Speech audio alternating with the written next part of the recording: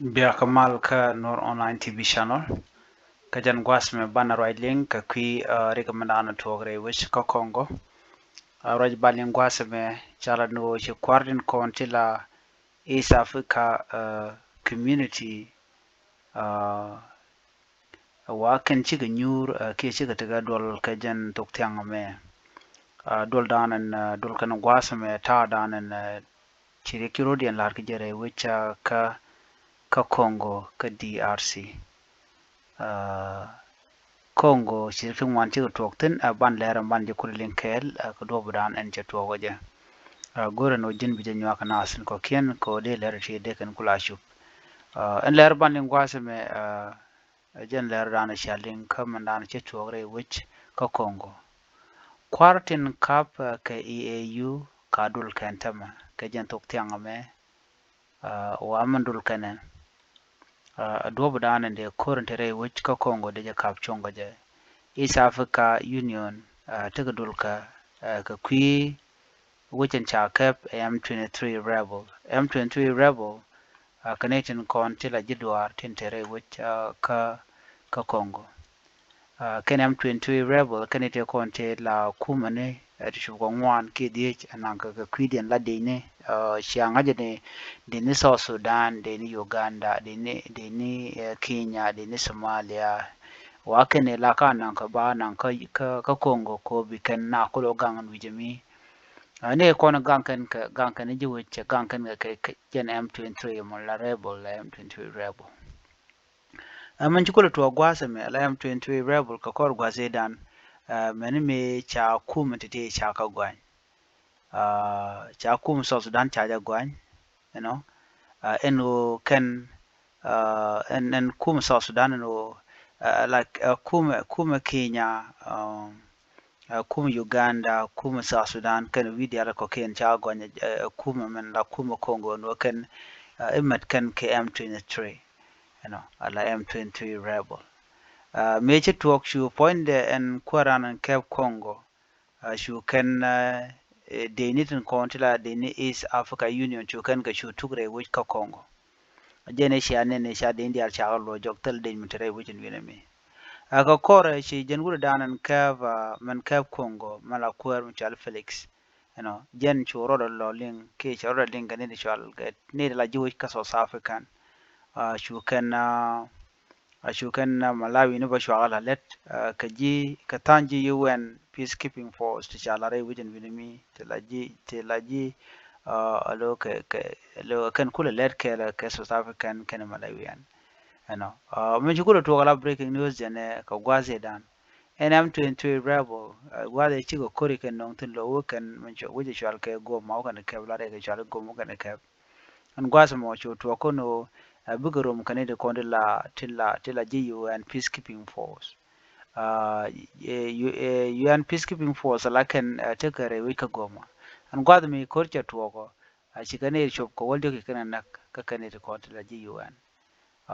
ci ji South Africa ci kane kene cho bangwan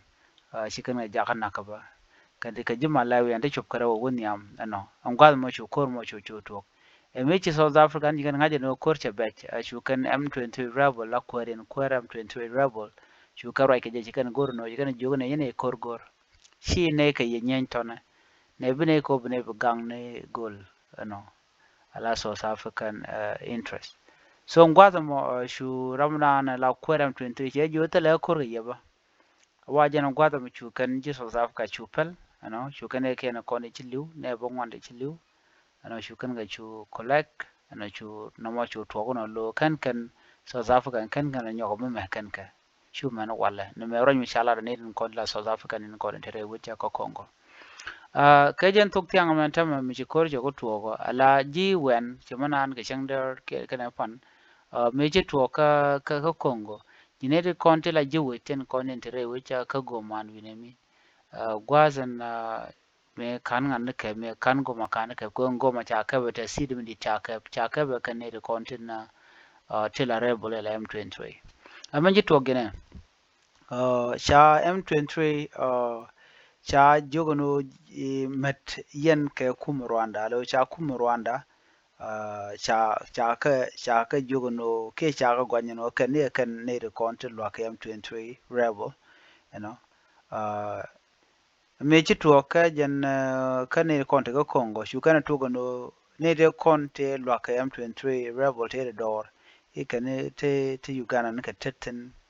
te Kenya ne ka tetten te USA ka tetten ka te Rwanda ka tetten no shugo ko to wan kan ka mani imbasin la imbasin nying friend wan kan ka chine no mo michi kan la no mo ko kan melet kana kan reality ka wit mo ku so po ni kumen dor ngai kon me to me chang no shi point kwaran che point kwar kongo te ne che dak ya teacher na kane to kaji kane din kon tin laji Congo ka kan Rudian ka kan M23 mo la rebel mane a chulo dien chu je ka long chu kan gor no be kan riben be kan lat ajen kulu ben ka ke na me ajen goma che mungu kone ta dan en to kor ke je ki ta le ngor din ge thongomi ko ken shi kan lo na le rode shi kan je nyono je gwano ngwano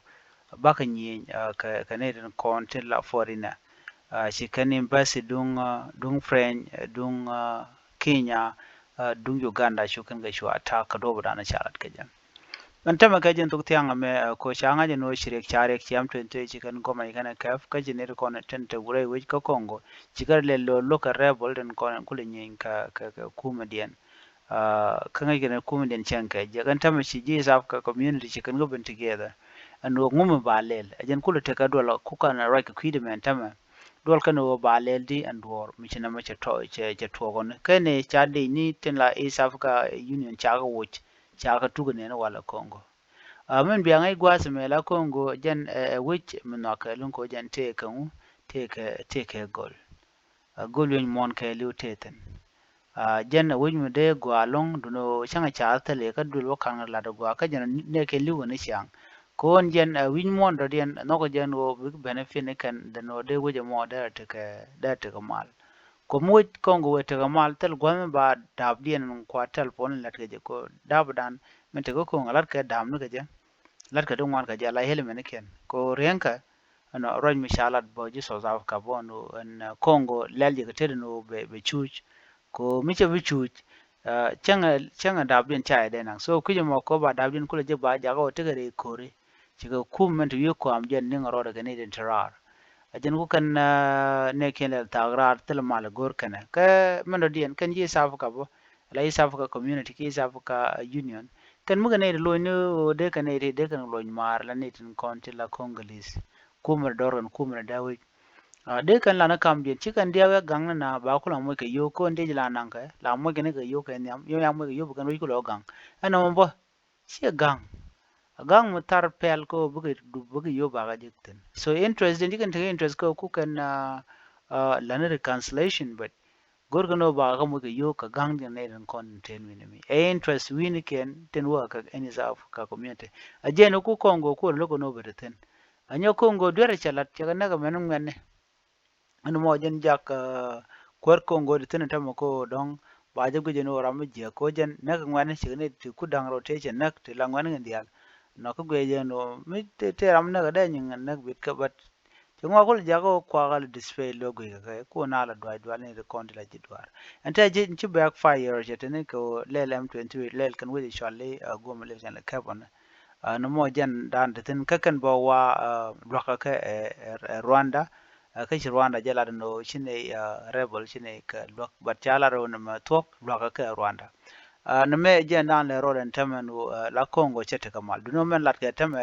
ken East Africa Union lat ko no bana je le do bodien ba ri me ba je kap chongo sharam dan shale flexi cha chol la kwer Congo che logo be ko je ne bu nyinga na kwer Rwanda je ne kwer Rwanda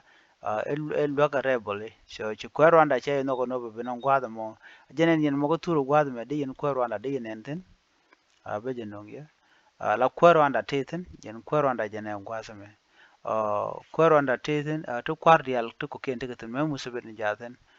kan kwar dial te kan kwar East Africa Union te kirmi yadi teten bo Ramadan and cool to gajan dolamo ko Ramadan me la kwar shan pa wojo take a long button neme agenda le ro and tam kadi ar Congo lo kum di jatin kwike Ramadan and be win ke Ramadan and would be kept no ne to which a ditch la de Congo no meant